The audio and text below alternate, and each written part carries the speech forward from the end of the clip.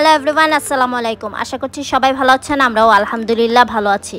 নতুন আরেকটা ব্লগে সবাইকে স্বাগতম। উইকেন্ড মানেই আমাদের ঘোরাফেরা, তাই উইকেন্ডে সপরিবারে মিলে রওনা দিয়ে দিলাম ইতালির রোম শহরের সবচেয়ে বিখ্যাত নদী ত্রেস্তেভেরে দেখতে।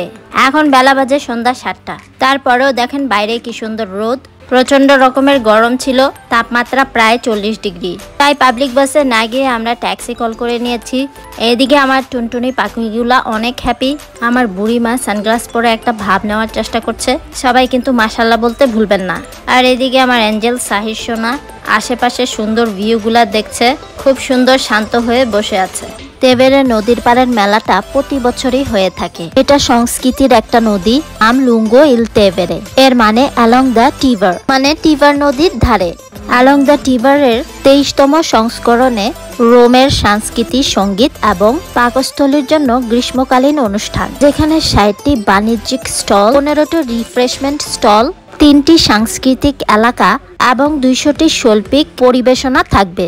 80 দিন ধরে চলা, মানে 2.5 মাস ধরে চলা এই লুঙ্গো ইল তেভেরে রোমের অন্যতম প্রতীকী স্থানে সংস্কৃতি, সঙ্গীত এবং পাকস্থলীর প্রতি ভালোবাসা পোষণকারীদের জন্য একটি অবিস্মরণীয় অনুষ্ঠান হয়ে উঠেছে। প্রতিদিন সন্ধ্যায় 60টি বাণিজ্যিক মেলা, 15টি রিফ্রেশমেন্ট স্টল, 3টি সাংস্কৃতিক এলাকা এবং 200টি শৈল্পিক পরিবেশনা আপনাকে উষ্ণ গ্রীষ্মের সন্ধ্যায় আনন্দিত করবে আপনাকে। রোম নদীর তীর বরাবর অনুষ্ঠানটি সন্ধ্যা 7টা থেকে ভোর 2টা পর্যন্ত খোলা থাকে, যা অ্যাসোসিয়েশন কালচারাল লা বেলা ডিওরো দ্বারা সংস্কার এবং আপগ্রেড করা হয়েছে, যা এটির আয়োজন করে।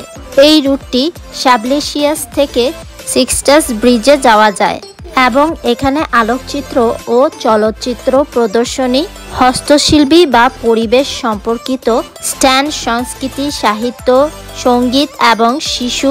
লুঙ্গো ইল তেভেরে রোম শহরের 2005 সালে জন্মগ্রহণ করে এবং তাৎক্ষণিকভাবে রোমান গ্রীষ্মের সবচেয়ে প্রিয় এবং অনুসরণীয় অনুষ্ঠানগুলির মধ্যে একটি হয়ে ওঠে, যেখানে সাংস্কৃতিক, সঙ্গীত এবং পাস্তরবিদ্যা রোমের সবচেয়ে মনোমুগ্ধকর কোণগুলির মধ্যে একটিতে টাইবার নদীর তীরে মিশে যায়।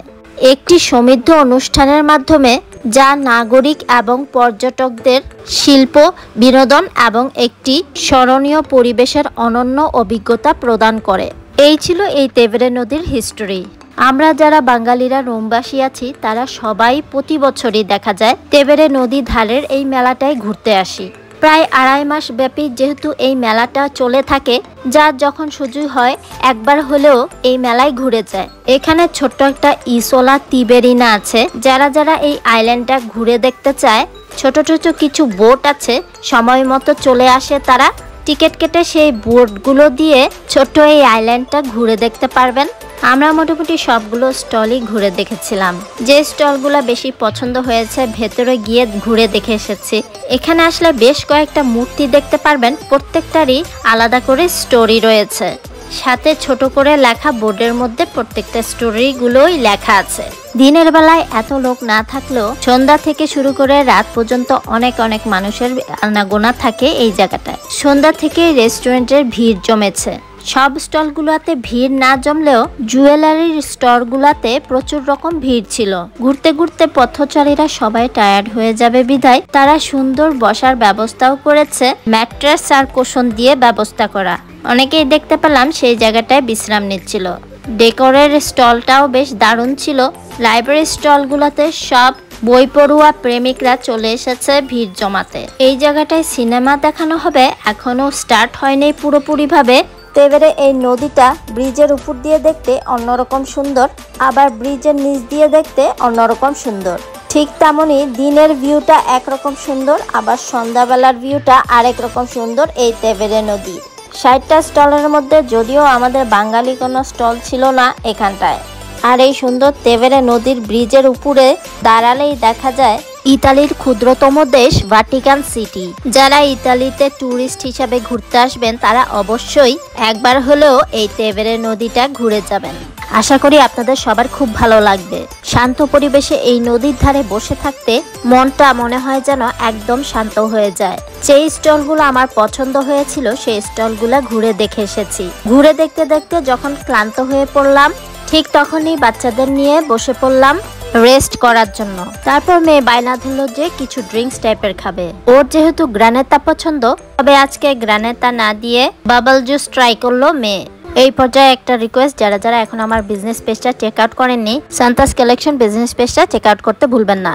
সামারের জন্য কিন্তু বেশ কমফোর্টেবল কিছু ড্রেস রয়েছে, সব আপুরে কিন্তু পেজটা ঘুরে আসতে ভুলবেন না। ঘুরতে ঘুরতে প্রায় সন্ধ্যা নেমে এলো। প্রত্যেকটা স্টলে কিংবা নদীর পাড়ে এবার লাইট জ্বালিয়ে দিয়েছে।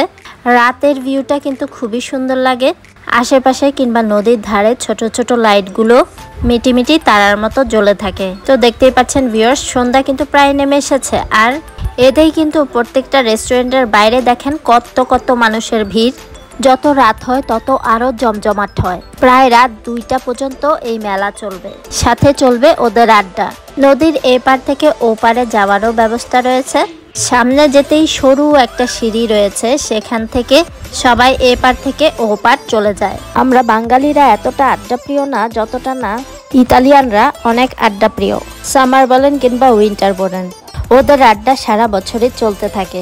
সিঁড়ির উপরের দিকে দাঁড়িয়ে সুন্দর এই নদীর ভিউটা আবারও মন ভরে দেখে নিচ্ছিলাম। খুবই চোখ ধাঁধানো আর মন মুগ্ধ করার মতন একটি দৃশ্য। বাচ্চারা এদিকে ক্লান্ত হয়ে পড়েছে, তাই একটু বিশ্রাম করছে।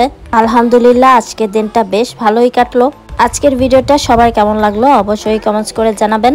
তার পাশাপাশি লাইক, ফলো, শেয়ার, সাবস্ক্রাইব করে পাশেই থাকবেন। সবাই ভালো, সুস্থ আর নিরাপদে থাকবেন। আমার ছোট্ট পরিবারটার জন্য দোয়া করবেন। ইনশাল্লাহ দেখা হবে আবারও নেক্সট ব্লগে। টিল দেন, আল্লাহ হাফেজ, আসসালামু আলাইকুম। Thanks for watching.